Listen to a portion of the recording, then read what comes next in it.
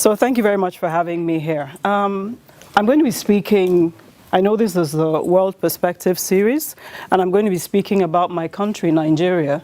However, I have actually titled what I want to say today, Intentionality Will Be Your Differentiator. That's what I want to talk about. And before I start then, I want to just share a personal experience. So 2 years ago, I had a young lady whose name is Shemitris. She's African American.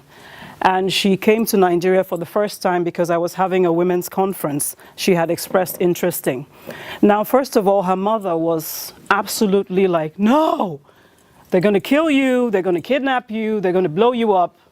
And Shemitris said, well, Mom, I don't know. I met Audrey and her family in Dallas. They kind of look pretty normal to me. I'm going. And so she came. From the first day she came, she was in my house. We went to various places. We went to the malls. We went to the hotels. I mean, she spent 2 weeks. Somewhere about the 6th day or so, it struck me that she hadn't taken a single photograph. And I thought to myself, that's kind of strange. You know, when you go to, hey guys, when you go to the next town, you want to take a picture, right? But she didn't. But my company, one of my companies, had been doing a training program for some local women, an empowerment program. We had them learning various vocational skills so that they could become self-employed. And we were having the graduation ceremony.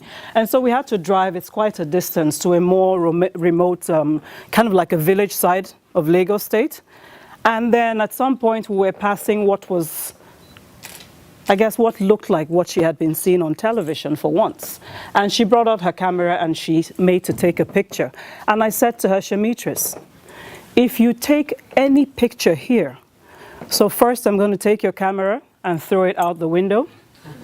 And 2, tonight I'm taking you back to the airport, and whatever it costs me, you will leave Nigeria tonight. Kind of extreme, right? But why did I do that? She cried. And they said, why would you do that? Why? And I said to her, girl, you've been with me for how many days?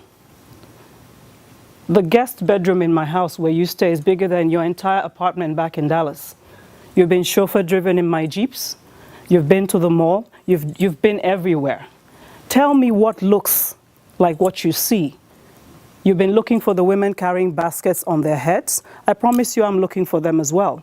You've been looking for the children who are naked on top of dustbin piles. I don't see them every day as well, and I don't say they don't exist. But I'm asking you how it is that you've been in my country for over a week and you haven't taken a single shot. And now you see something that validates what the media wants you to see. And your camera comes out. You insult me. And she kept quiet, cried some more, kept quiet, and then she says, Audrey, I am so sorry. Because I left her with one thing. I said, you are African American. There's Africa in you. Everything you do that continues to project this country as being just messed up is actually a reflection back on yourself. I challenge you to tell another story, Shemitris, and that is exactly what she started to do. She started to blog, she started to do video recording, she started to interview people. And at the end of the day, when she was leaving, she was crying. She was determined to come back. And irony upon ironies, guess what? She's back in Dallas dating a Nigerian. Go figure. But here's the thing, do I really blame her? The answer is no. Why not? If I sample the room now and ask you, what do you know about Nigeria? I don't even need to ask, I can tell you. Corruption, right? Kidnappings, bombing, religious disputes, and all sorts of negativity. I would not insult your intelligence by trying to pretend today that those things do not exist. But here's the irony and the flip side. Trying to think of sending my children to school abroad, my heart was heavy. I was concerned. Why? Because I see in the media school shootings. I see perfectly normal people you have conversations with, who then crawl into your homes and slice your throats. I see all sorts of weird things that never happen in my country. But I shift my perspective and realize that those things can never define the entire country. And so that's the confidence with which I say, you guys go, you'll be just fine. Today I want to challenge each and every one of us to ask ourselves, what is it that we think we know about Africa? I want to challenge everybody here. The internet is there, but somehow we're not using it in the right way. Somehow we're using it to validate the negativity.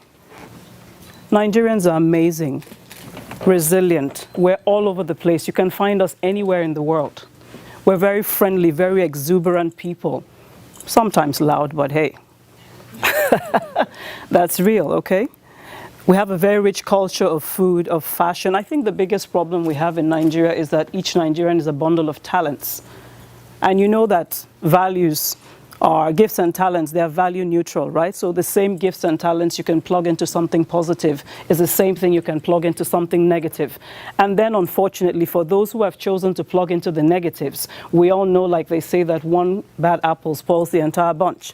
So in a country that currently is about 180 million, I dare say that less than 10, maybe 20 million of the population are involved in all sorts of atrocities within and outside the country.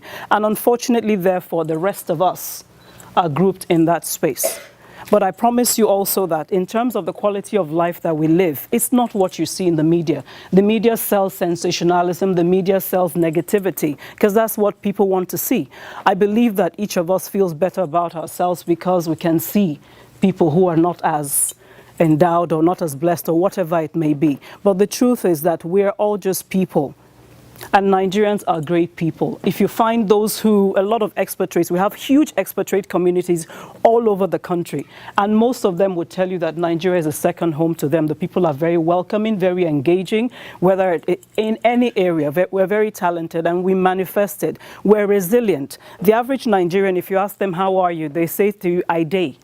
You know what I day means? I day means I'm good. It means that I'm suffering, I'm going through many things, but guess what? I'm good. If you ask them how are things, they say to you, ego better. You know what ego better means? It's going to get better. It might not be perfect, but it's going to get better. Nigerians love life. We love life, and wherever we are, we try to make a difference. My challenge to you today is to make sure that you don't allow the negative difference to become your color of the nation, because it is not.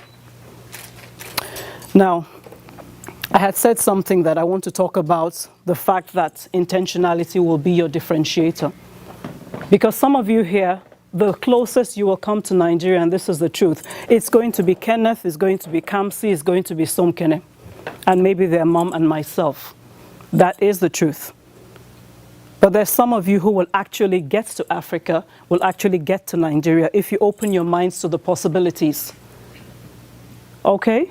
Are we real about that? I'm the most Nigeria a lot of you would see. I'm the most Africa you'll be that directly connected with.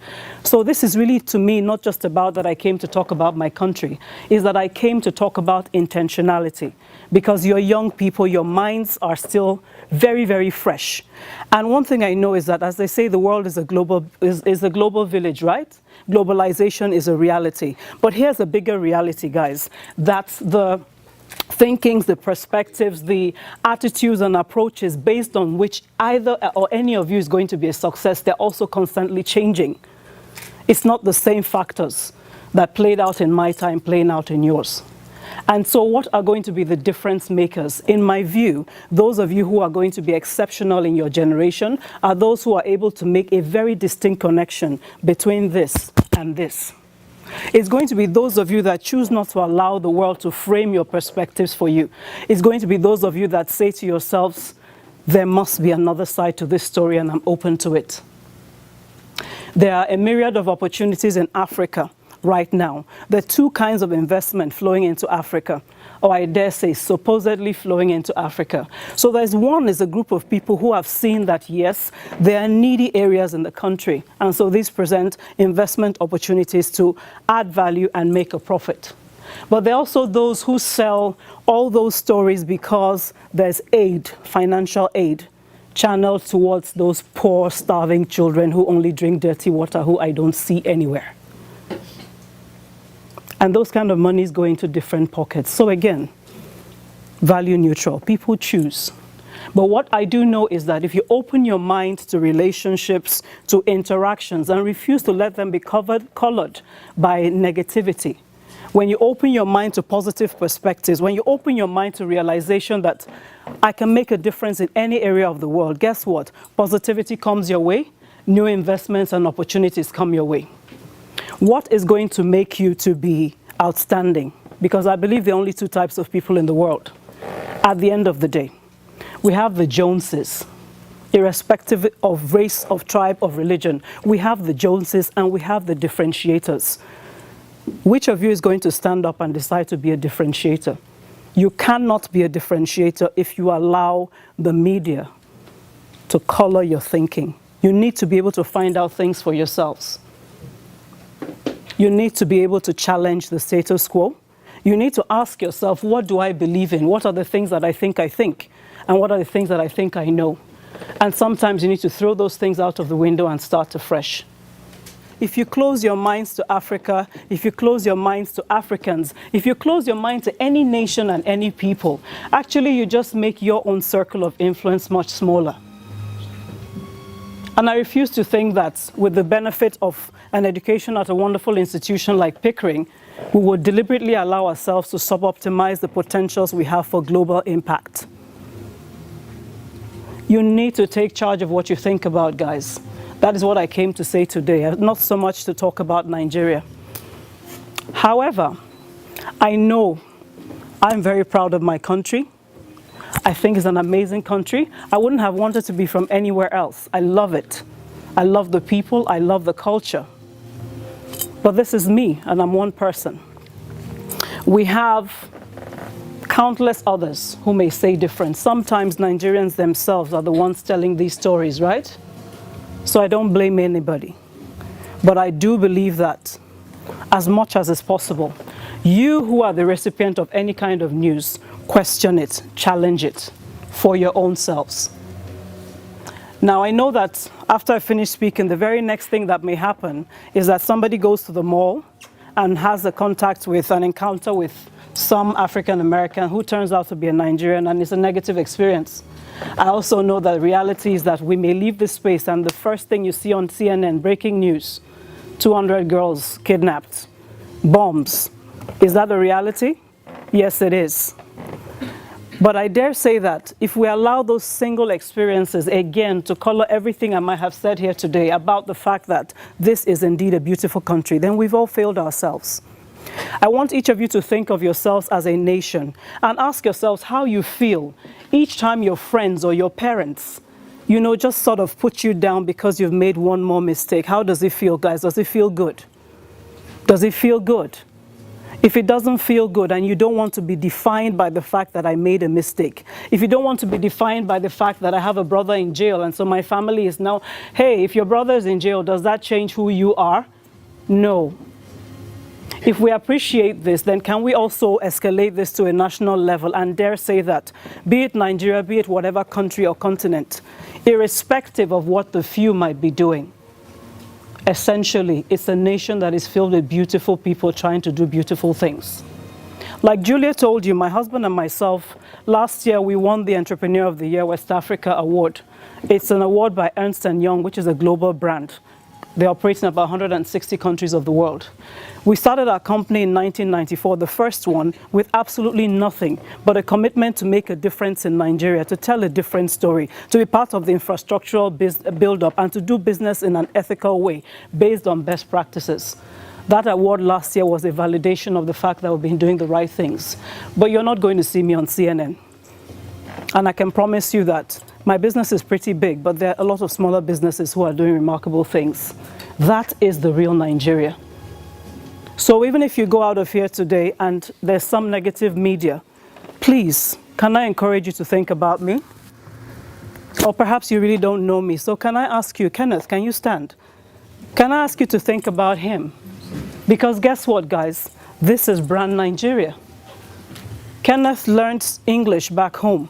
Some people have asked him here, oh, your English is so good. Of course it's good. That's our first language. What did you think we speak? Nigerian? We speak English. Kenneth is a brilliant, hey, don't let your head get that big, okay? But he's brilliant. Hey, I'm so proud of him. And Kenneth has never schooled abroad until he came here. So that means we're getting something right back home, right? We're certainly not schooling on top of trees, are we? And I'm not saying it's perfect. I maintain it is not perfect. But you need to be able to look past, if Nigeria is what I see, then how come Kenneth is here? How come Kamsi? How come Somkene? Come on. They're human beings like you. They're among you. And these are your brand ambassadors. I challenge you today to allow yourselves color your thinking about Africa, about Nigeria, based on the ones that you know. Because I can promise you that if we back home colored the entire world based on the experiences we have, then the world will really be in trouble. Please be intentional in your thoughts, in your perspectives. Dare to be different. You owe nobody any apologies. Dare to stand and say, no, you know what, I believe in this and you can't take it from me, irrespective of what is being sold out there. That's my challenge today. And for everybody here who is effectively an ambassador of your families, of your nations, of your whatever, because we break it up into so many different boxes, don't we? Whatever it is, can you just please realize that when you stand, you're standing and representing so many more people than yourselves? And if you recognize that, then dare to make the right difference. That's just all I wanted to say today. Thank you very much.